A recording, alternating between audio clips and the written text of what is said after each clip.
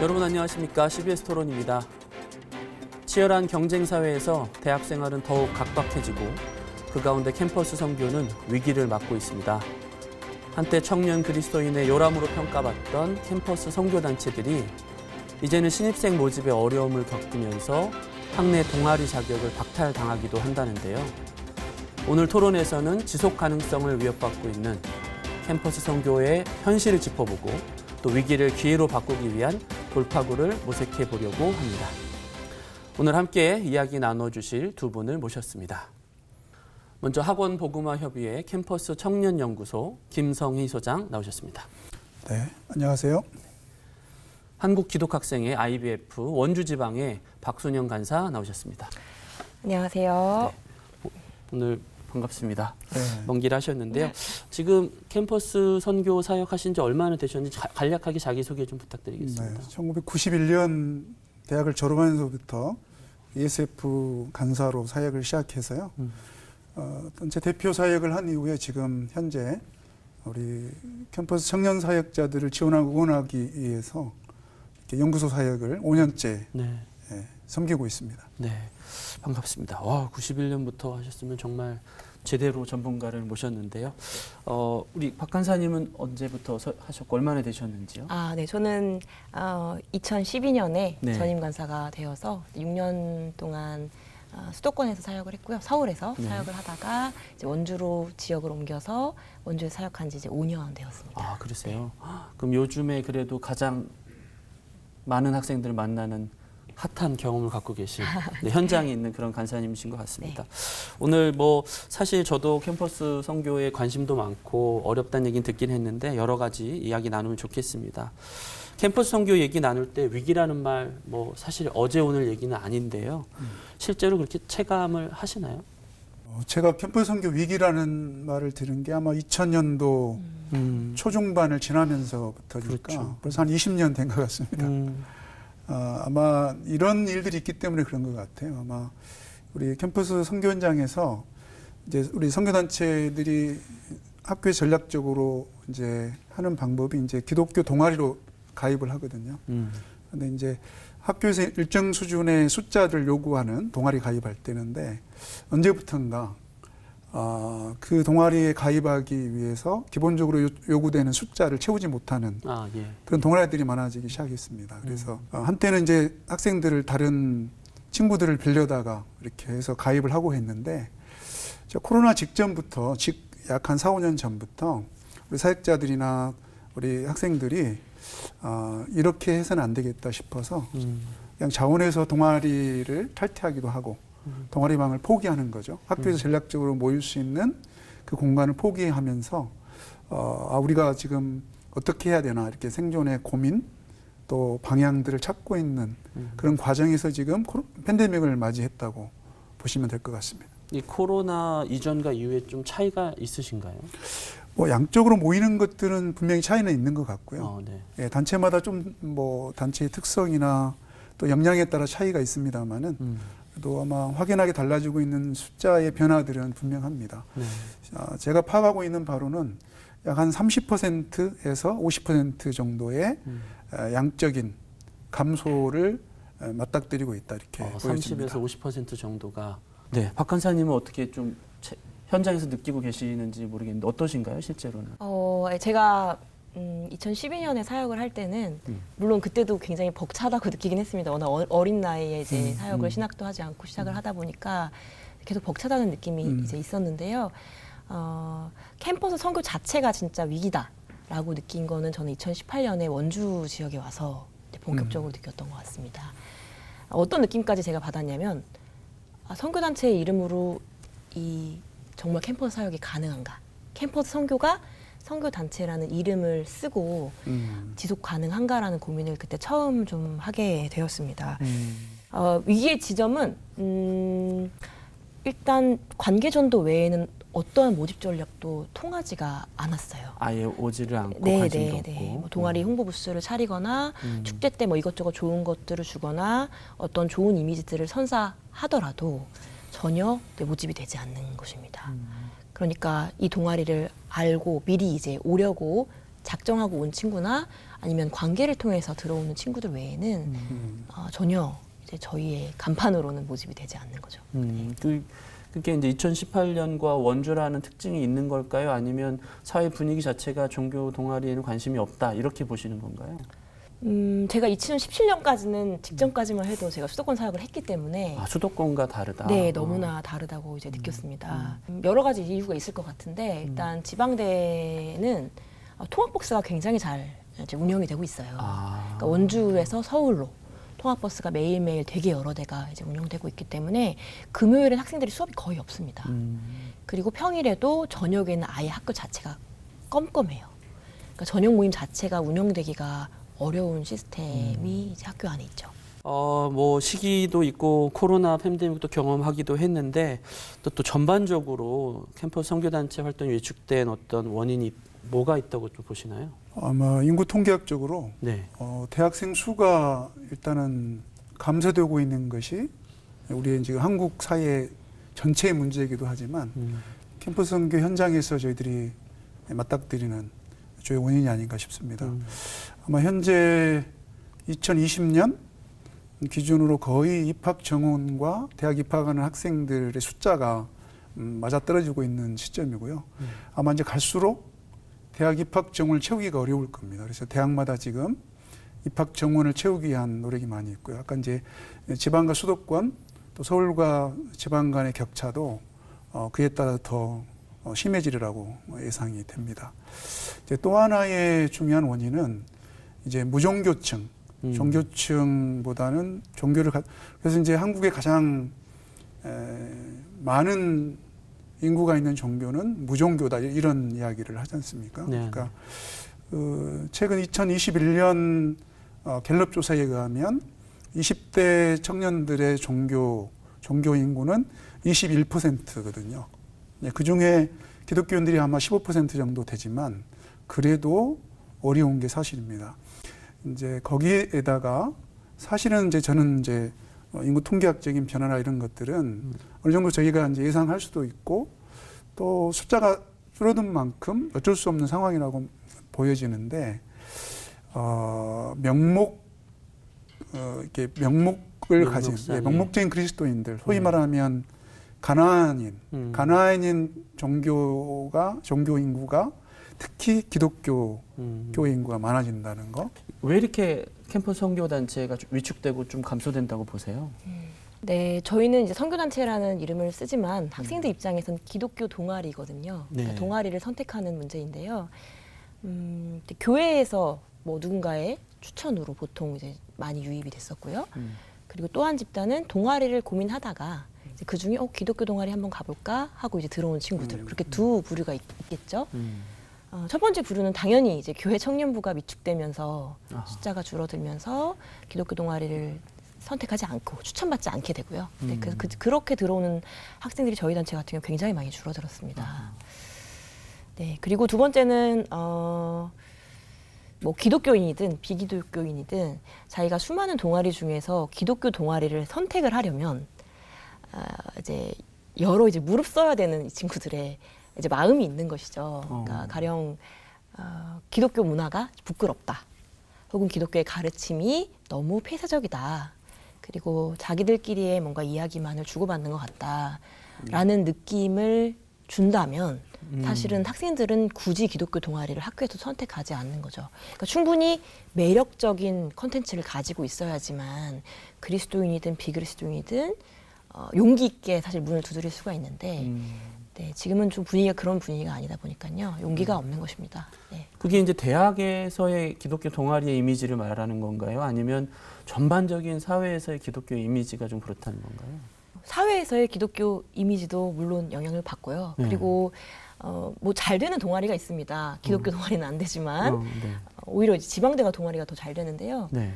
보드 게임 동아리나 뭐 보컬 동아리 별거 하는 게 없어도 뭐 50명, 60명이 많이 모이거든요. 그러니까 매력이 있는 거죠. 그 동아리가 가진 컨텐츠 자체가. 그런데 왠지 기독교 동아리라고 하면 재미가 없을 것 같고 별로 매력적으로 보이지가 않고 뭐 특히나 이제 교회 안에서 배우고 믿어온 바와는 무관하게 뭐 이미 증명된 과학적 사실에 대해서 이제 다르게 이야기를 하거나 어떤 차별하거나 혐오하는 이제 문화가 있다는 것을 이제 알고 있기 때문에 이제 그런 부분이 좀 부끄러운 거죠. 네, 그래서 선뜻 내가 기독교 동아리에 갈 거야, 혹은 난 기독교 동아리에 들었어라는 말을 친구들한테 하는 게 약간 용기가 많이 필요하다. 아하, 네. 지금 좀 그런 상황이라고 할 수 있습니다. 기독교 동아리에 내가 들었다라는 걸 말하기도 용기가 필요한 되게 씁쓸한 상황이네요. 어떻게 보시나요? 그 대사회적으로 교회나 기독교인들이 문제가 될 때 청년 사역자들, 캠퍼스 사역자들의 가슴이 철렁철렁합니다. 아하. 이렇게 되면 또 지난주에 만났던 그 친구는 또 우리 모임에 나오지 않겠구나. 뭐 이런 그림들이 보이기 때문에 아마도 대사적인 교회 이미지 또 기독교 이미지에 따라서 많이 달라지거든요. 근데 이제 현재 한국 사회에서 일어나고 있는 다양한 이슈들이나 문제들이 교회가 적극적으로 그런 것들을 품고 섬기고 하는 것보다도 역행하는 현상이 있기 때문에 아무래도 좀 답답한 현실을 저희들이 보고 있는 것 같습니다. 사실 이제 말씀하신 대로 매력이 없거나 조금 더 우리가 바쁜 가운데도 이걸 해야 된다라는 어떤 요소를 어필해야 되는데 네. 그런 지점에 대해서 알고 있었던 거죠. 근데 이제 계속 그 위기를 방치한 건 아닌가 하는 그런 일각의 비판에 대해서는 어떻게 보시나요? 이제 계속 이제 오히려 인원이 줄어드니까 보통의 반응은 이제 신앙의 순수를 더 지켜야 한다라는 아하. 쪽으로 이제 가는 경우가 있어요. 네. 뭐 신앙의 순수성을 지키려는 노력과 또 선교를 위해 낮은 자세로 배우려는 노력은 이제 선교가 이제 시작될 때 계속 이제 고민거리였겠지만 저는 앞에 것은 아주 많이 숨기고 뒤에 것을 더 많이 이야기해야 된다고 생각합니다. 그러니까 세상을 우리가 많이 배우고 있고 겸손한 자세로 세상의 궁금증에 우리도 함께 동참하고 있다라는 자세가 굉장히 좀 중요해 보이고요. 그러니까 이 반대가 너무 많은 것이죠. 앞에서는 신앙의 순수성을 외치지만 뭐 뒤에서는 직장에서는 뭐 부당한 일을 그냥 모른 척 한다거나 뭐 조그만 이익도 포기하지 않으려고 한다거나 하는 위선적인 모습이 뭐 일상 가운데서 보이기도 하니까 이런 부분에 좀 실망을 하는 것 같고요. 그리고 또 하나는 저는 이제 무엇이 순수인가에 대한 토론하는 모습이 굉장히 많이 보여야 된다고 생각합니다.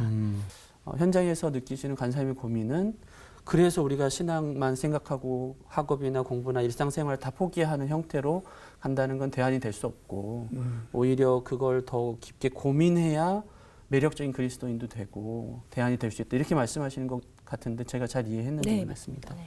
네, 어떻게 보시나요? 네, 같은 맥락에서 이제 대학 선교 주체들이 너무 양적인 면, 숫자적인 면에 이렇게 그 탈피 좀 벗어나는 준비가 안 돼 있다 생각이 듭니다. 사실 아마 갈수록 저희가 숫자가 많아지리라고 생각한다는 것은 너무 이렇게 희망적인 생각이라고 보여지거든요.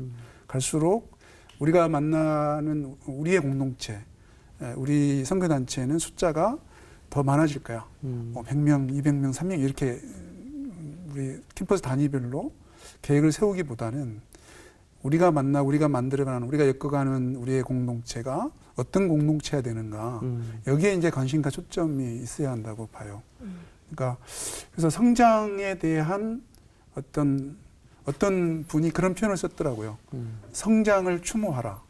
그러니까 이제 그동안 한국교회가 가지고 왔던 양적인 숫자적인 것을 무덤 속에다 넣고 새로운 출발, 새로운 관점에서 우리의 공동체성 또 우리의 교회를 시작하고 바라봐야 되는 게 아니냐 하는 의미에서 저는 그 성장 추모가 의미 있게 다가왔습니다.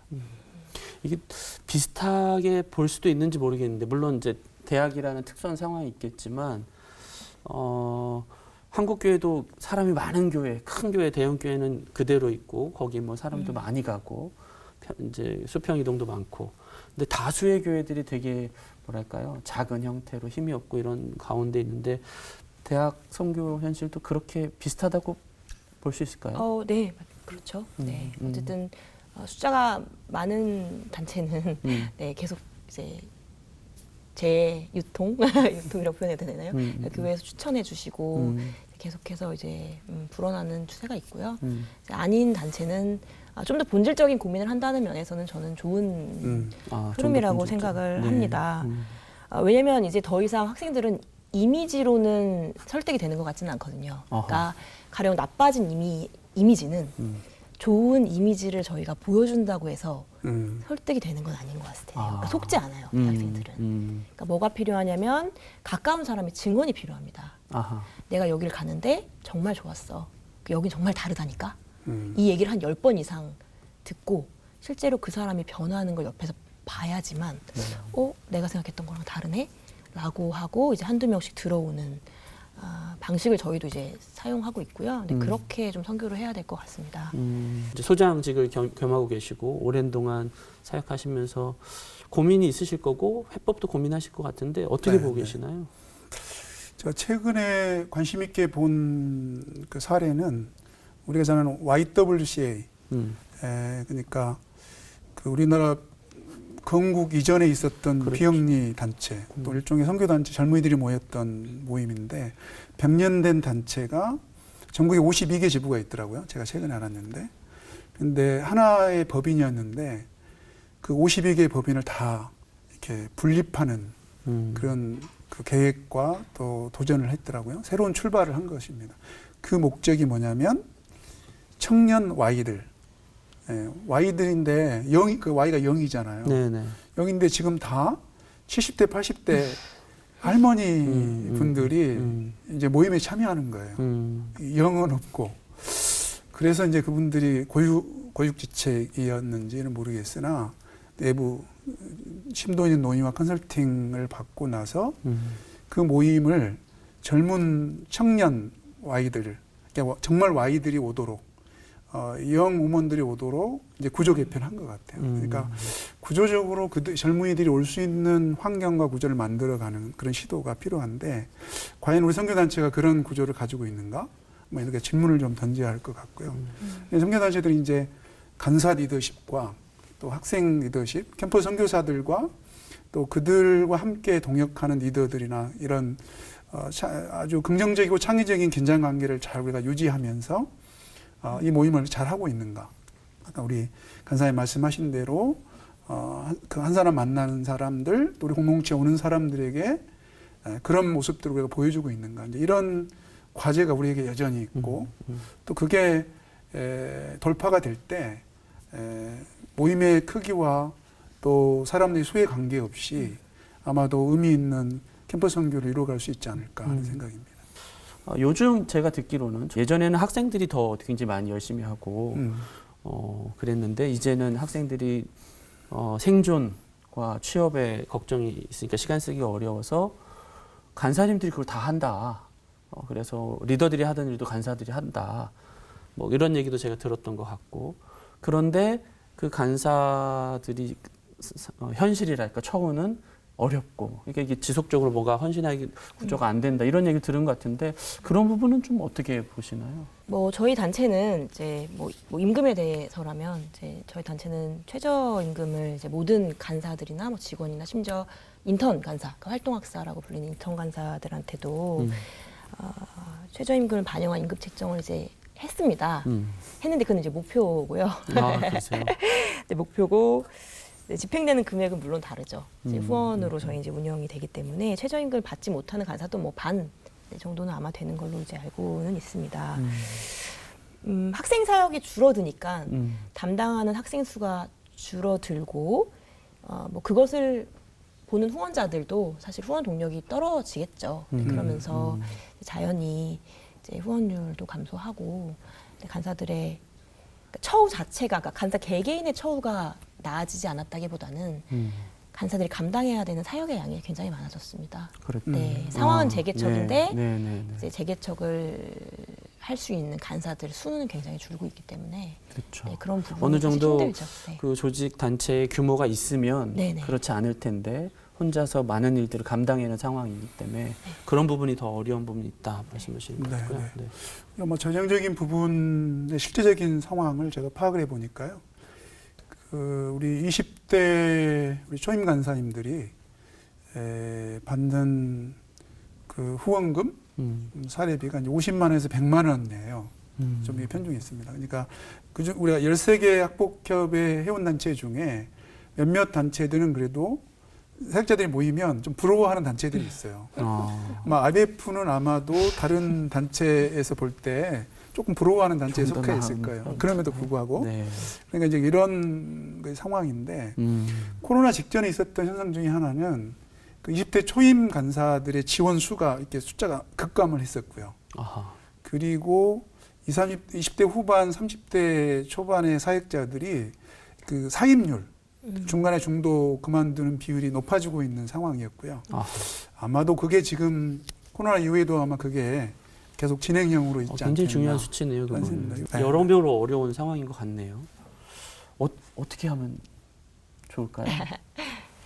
저는 이제 간사들이 물론 이제 숫자를 생각하지 않을 수 없는 것 같습니다. 한 사람이 자라가려면 일정한 공동체가 필요하고요. 그 안에서 섬길 수 있는 구조가 만들어져야 되는 건 맞지만 저희 사역의 질을 정말 한 사람이 이 선교단체를 통해서 복음을 진정으로 경험하고 삶의 문제를 정말 해결하고 네, 신앙을 통해 삶의 문제를 해결하고 어떤 세상 속으로 이제 현명한 그리스도인으로 살아갈 준비가 된 사람이 정말 한 명이 있는가? 네, 그것으로 계속 평가틀을 바꿔야 된다고 생각을 합니다. 그래서 그 한 사람이 있다면 정말 간사를 하고 있는 저와 같은 그 한 명의 사람이 있다면 저는 그건 성공한 거라고 생각하고요. 네, 그런 식으로 계속해서 몇 년간은 배출을 해야 되겠죠. 네, 그래서 숫자를 조금은 내려놓고 네, 한 명을 정말 철저한 제자로 기르는데 간사들이 이제 집중을 한다면 조금 몇 년 뒤에는 이제 그들이 또 헌신하고 하면서 이제 뭐 사역의 이제 질이나 뭐 이런 것들이 떨어지지 않은 채로 역량이 떨어지지 않은 채로 네, 지속 가능하지 않을까 그렇죠. 그러니까 하는 예상을 해봅니다. 이게 네. 늘고 줄고 하는 거는 뭐 있는 일이니까요. 네, 지금 네. 상황에서는 그런 가치가 중요하다라는 걸 말씀. 이제 한국 교회나 전체 이 캠프 선교 단체 캠프 선교를 하는 그 주체들에게 좀 말씀드리고 싶은 것은 우리 캠퍼스 선교단체 간사님들을 우리가 선교사라고 좀 그 인식의 전환이 좀 일어났으면 좋겠습니다. 왜냐하면 우리도 한국 교회가 해외 선교사 그러면 또 재정적으로 후원하고 기도로 후원하는 일들이 자연스럽고 또 우선순위가 있거든요. 근데 이제 우리 20대 후반에 우리 캠퍼스 우리 사역자들이 참 고군분투하면서 이렇게 이제 그런 특별한 양식을 가지고 살아가는 삶을 선택한 건데 이분들을 우리 한국의 캠퍼스 선교사로 인정해주고 그들을 격려하고 응원해주는 교회들이 좀 있으면 좋겠다 싶습니다. 네. 과거에는 교회에서 참 그 간사님들 대우도 좋았고요. 청년부 전도사님보다 간사님을 더 선호하던 시절도 있었던 것 같고 어떤 전문성이랄까 대학생들이 여기서 신앙을 알아가고 영접하고 또 제자가 되고 이런 걸 되게 중요하게 여겼던 분위기라면 지금은 좀 관심이 좀 부족해 보이지 않나 이런 생각이 드는데 어떠세요? 일단 뭐 선교단체가 축소되고 또 교회도 같이 축소가 되니까 이제 서로 상생하는 관계들이 좀 제 느낌에도 좀 이제 끊어지지 않았나 이제 좀 이런 생각이 듭니다. 왜냐하면 어쨌든 학생들의 시간을 뺏는 것들을 이제 별로 좋아하지 않는 이제 교회도 있고요. 그리고 이제 이단에 대한 또 경계가 이제 많다 보니까 이제 최근에는 좀 특히 올해 이제 나타난 현상들은 여학생들이 선교단체에 들어오기를 많이 주저를 해요. 근데 이제 이단 문제가 계속 있고 오히려 교회나 또 신앙을 가지신 부모님들께서 강력하게 이제 반대를 하시거나 이제 의심을 하시기 때문에 네 이제 여러 의심을 사는 거죠. 네 그리고 뭐 신학적인 차이 또 네 그런 것들 때문에 네. 교회가 그러니까 청년 사역이 중요하다고 생각하면 본인 개 교회의 청년부도 중요하지만 대학에서 시간 많이 보내는 청년 단체에 대한 네. 이런 교회나 이런 선교 단체들은 건강하고 좋은 곳이다. 이렇게 좀 적극적으로 알릴 필요도 있고 네, 상생하면 좋겠다는 생각이고 또 학복협이 그런 일을 좀 하시지 않나요? 네, 이제 학복협이 이제 그런 역할을 지금까지 해왔고요. 네. 또 계속 해 나가야 한다고 생각하고 있습니다. 그래서 이제 학복협이 지금 기도하고 준비하고 있는 것 중에 하나는 이제 간사의 처우 문제나 먼저 잠깐 말씀드리면 우리 아까 2천여 명의 캠퍼스 선교사들, 사회 간사님들 가운데 국민연금에 가입하지 못하고 있는 아하. 간사님들이 계시는 거예요. 음. 제가 아마 2,000명 중에 아마 한 25% 정도 내일 것 같아요. 그러니까 4명 중에 1명 정도. 그래서 저희가 최소 국민연금이 9만 원인가 됐더라고요. 그 중에 절반을 한 5만 원 정도를 저희가 좀 지원하는 후원 운동을 좀 하면 좋겠다 하는 생각도 좀 하게 됩니다. 그리고 이제 교회와 선교단체와의 협력 관계를 생각해 보면 사실 우리 캠퍼스 선교단체가 좀 의미 있고 또 영향력 있는 어떤 대학 선교 공동체가 되려면 그래도 기본적인 뭐 12명의 제자 공동체라 뭐 이런 것들을 상징하듯이 멤버십이 좀 있어야 되는데 숫자가 좀 저희가 이제 사실은 그 학생들을 공급받는 통로가 교회에서 잘 이렇게 신앙생활 했던 친구들이 대학에 오게 되면 그게 이제 어떻게 보면 이제 수직적인 측면에서 수원지인데 그들이 올라오면 자연스럽게 대학에 와서 우리 말씀해 주셨던 것처럼 건강한 교회에 자란 친구들이 너 대학 가면 이런 선교단체에 가서 활동을 하고 또 캠퍼스에서 의미 있는 또 훈련을 받으면 좋겠다 이렇게 해서 오는 친구들이 한 절반 이상 차지하고요. 수평적인 측면에서 이제 오는 친구들은 아까 우리 간사님도 설명해 주셨습니다만 관계전도나 캠퍼스 안에서 또래 집단이나 또 이렇게 같은 학과에서 제가 전도하고 초청해서 이제 들이 멤버십을 갖는 거거든요. 근데 이 두 가지가 다 지금 어려운 시대이기 때문에 교회가 이제 아까 우리 교회 출신들이 대학을 가게 되면 건강하고 건전한 대학 선교단체에 가서 활동할 수 있도록 이렇게 권면해주고 권장해주는 것만으로도 큰 협력, 시너지가 일어나지 않겠나 하는 생각입니다.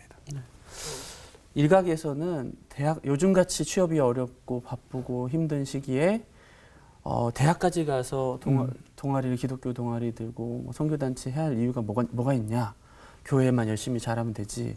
뭐 이런 얘기도 좀 하는데 그렇지만 이제 그 낮은 처우나 이런 것들 상황인데도 계속해서 이렇게 대학에서 선교 활동을 하시는 간사님들은 나름의 그런 목표나 이런 게 있으신 것 같아요. 네. 그래서 그런 부분에 대한 얘기를 좀 마지막으로 좀 부탁드리면 어떨까 생각이 듭니다.